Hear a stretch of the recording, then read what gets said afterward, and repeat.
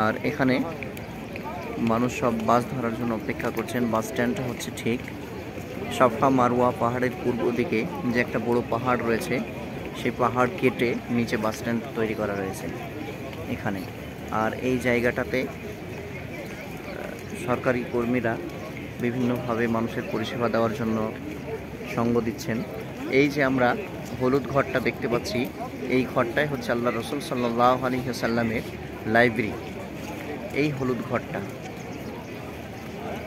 ঠিক bus stand থেকে নিয়ে 90 মিটারের মধ্যে রয়েছে।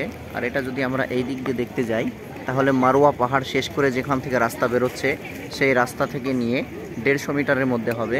আর এই আবু জাহেলের বাড়ি বা আবু জাহেলের যে হাম্মাম রয়েছে, সেই হাম্মাম থেকে ঠিক 50 মিটারের মাথায় আল্লাহ রসুল সাল্লাল্লাহু আলাইহি ওয়াসাল্লামের লাইব্রেরিটা রয়েছে।